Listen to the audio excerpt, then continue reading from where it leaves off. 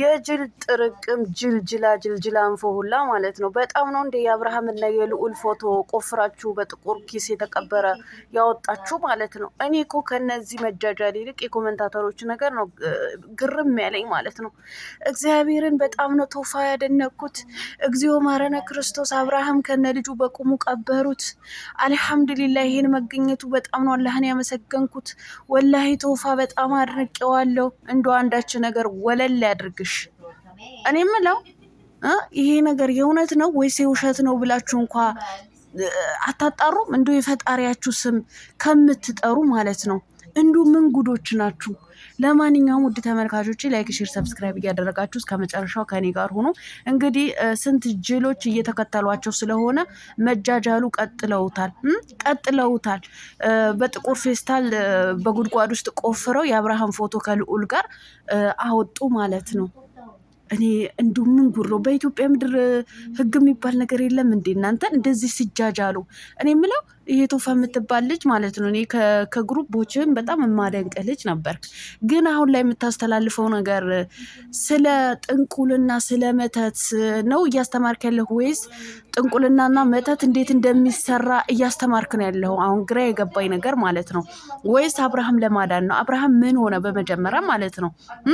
እኔ ግን ሳስበው እውነቴን ነው የምላችሁ ወጣቱ እንዴት ጥንቁልና ማሰራት እንዳለበት፣ እንዴት ጥንቁልና እንደሚሰራ፣ መተት እንዴት እንደሚሰራ እያስተማሩ ነው እየመሰለኝ ያለው ማለት ነው። ቤተሰብ አሰላሙ አለይኩም ወራህመቱላሂ ወበረካቱ። ውድና የተከበራችሁ ቻናሌ ቤተሰቦች ሰላም ብያለሁ። በያላችሁበት ሰላማችሁ አላህ ያብዛልኝ።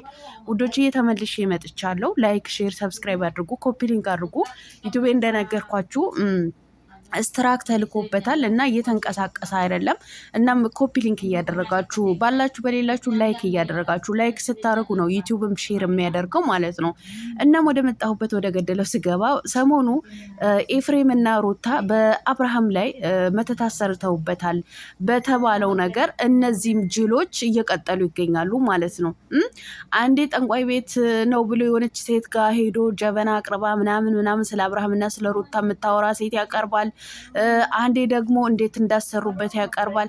ዛሬ ደግሞ ጭራሽ የአብርሃምና የልዑል ፎቶ እንግዲህ በዩቲዩባቸው ላይ ስክሪንሻት ያነሳሉ። ከዛ ፎቶ ቤት ወስደው ያሳጥባሉ። ከዛ ደግሞ እንግዲህ በጥቁር ፌስታል ጠቅልለው ጉድጓድ ውስጥ ቆፍረው ይከተሉ። ከዛ በኋላ ደግሞ አውጥተው እንግዲህ አገኘን ብለው ይጃጃላሉ ማለት ነው።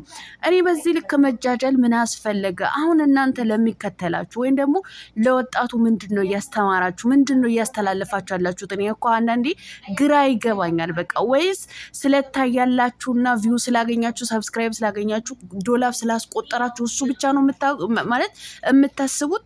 ሌላ ነገ ትውልዱ ይጠፋል፣ ትውልዱ ይበላሻል፣ ይሄን አይቶ ሌላ ነገር ሊሰራ ይችላል የሚለውን ነገር ማሰብ አትችሉም ማለት ነው።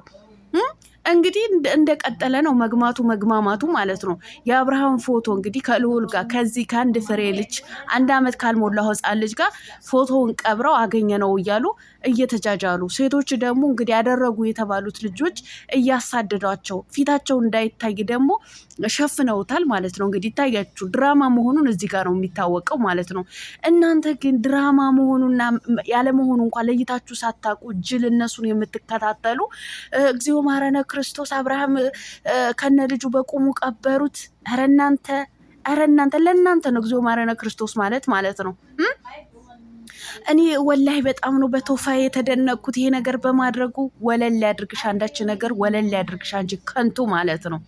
ስራ ነው፣ ድራማ ነው እየሰሩ ያሉት። እናንተ ስለምትጃጃሉ ነው እነዚህም ሰዎች የሚጃጃሉት ማለት ነው። እናንተ ባትጃጃሉ ኖሮ እነዚህም ልጆች አይጃጃሉም ነበረ። ገባችሁ አይደለም? በእናንተ ላይ ነው ድራማ እየሰሩባችሁ ያሉት እንጂ በአብርሃም ላይ ምንም አይነት ጥንቁልናም ሆነ መተትም የተሰራ ነገር የለም። አብርሃምም የሚሰራው ድራማ ነው ከሄርሜላ ጋር ከሩታ ጋር። እነዚህም እየሰሩ ያሉት ድራማ ነው። ነገር ግን በጣም ነው የሚያሳፍረው ትውልድን መግደል ማለት ነው። ይሄ ማለት ነው ጥንቁልና መተትን እንዴት እንደሚሰራ በሚዲያ ላይ ማስተላለፍ ማለት ነው። በጣም ነው የምታሳፍሩት የእውነት ማለት ነው። ቶፋ እጅግ በጣም ደስ የሚል ቪዲዮ ነበር የምሰራው ማለት ነው። አሁን ላይ ግን አንተም ተጃጃልክ ጅል ተከትሎ ማለት ነው። የአላህ ስምን አትጥሩ በኮመንት ማለት ነው። ማረን እግዚኦ ማረነ ክርስቶስ። እግዚአብሔርን በጣም ነው ያደነኩት። እንዲ ወርካሾች እንዲ ስታስጠሉ ስራና ድራማ ለይታችሁ እንኳን የማታውቁ ከንቶች፣ የፈጣሪያችሁ ስም በየደረሳችሁበት ለድራማም ለእውነትም የምትጠሩ ማለት ነው። አብርሃም ምንም አይነት ፎቶውን አልተቀበረም። ጠንቋይም አይደለም፣ መተትም አይደለም። በቃ እነሱ እናንተ ስለተጃጃላችሁ ነው እነዚህ ልጆች የሚጃጃሉት ማለት። በየቲክቶኩ ቶፋ ጎበዝ ነው፣ ጀግና ነው፣ እውነታውን አወጣ። በየዩቲዩቡ እንግዲህ ቪው መጥቶላቸዋል፣ ይታይላቸዋል። ስለታየላቸው ብቻ ቶፋ እውነቱን አወጣ እያሉ ያራግባሉ ማለት ነው። እንዲሁ ምን አይነት አሳፋሪ ናቸው! የእውነት በጣም ነው ያፈርኩት እኔ፣ በጣም ከምነግራችሁ በላይ ማለት ነው። በዚህ ልክ በሶሻል ሚዲያ በጥቁር ኪሳ አስራችሁ ፎቶ እሱስ እንደፈለጋችሁ አድርጉት። ይሄ አንድ ፍሬ ህፃን ልጅ ገና 1 ዓመት ያልሞላ ገና ጡት ያልጠገበ ህፃን ልጅ ግን ፎቶውን ቀብራችሁ እናንተ እንደዚህ ስታደርጉ ትንሽ እንኳ አይቀፋችሁም? ትንሽ እንኳ አይሸምማችሁም? እንዲሁ ምን አይነት ጉዶች ናችሁ? ቢያንስ እኮ የወለደችው እናቱ እኮ የሆነ ነገር ይሰማታል ብላችሁ እንኳ አታስቡ? ለእናንተ ቪው፣ ለእናንተ ሰብስክራይብ፣ ለእናንተ እይታ በዚህ ልክ መውረድ ማለት ነው። ወይም ደግሞ ሩታን ለማንቋሸሽ የፈለጋችሁ ብትጋጋጡ ብትላላጡ፣ ሩታን ግን ከምንም የምትቀንሱላት ወይም የምትጨምሩላት ነገር የለም። የፈለጋችሁ ብትላላጡ ማለት ነው። ሩታ ናት።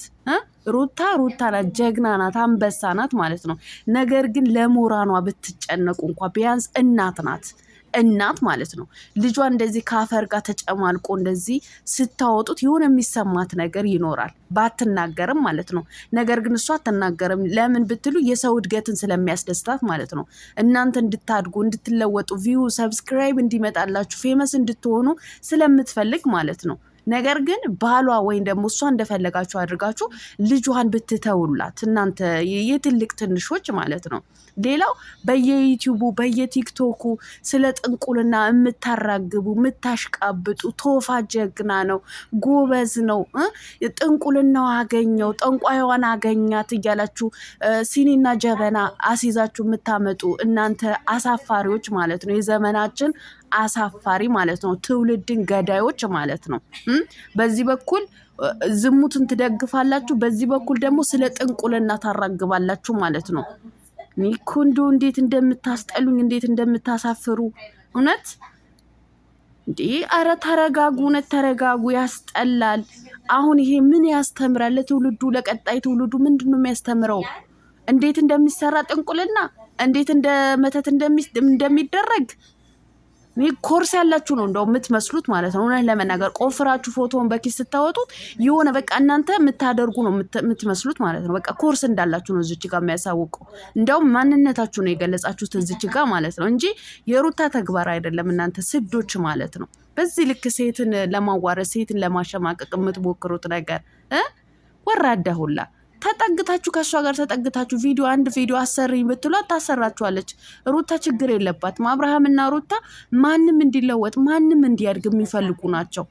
ክብራቸውን ማንነታቸውን ዝቅ አድርገው ለሰው የሚኖሩ ናቸው። እናንተ ግን በዚህ ልክ ፎቶ አንድ ፍሬ ህፃን ልጅ ገና 1 ዓመት ያልሞላው ህፃን ልጅ ፎቶውን አፈር ውስጥ ቀብራችሁ አልሳደብም፣ እውነቴን ነው የምላችሁ። ግን ኮመንታተሮች በድጋሚ ተረጋጉ። የፈጣሪ ስምን አትጥሩ፣ አሳፋሪዎች።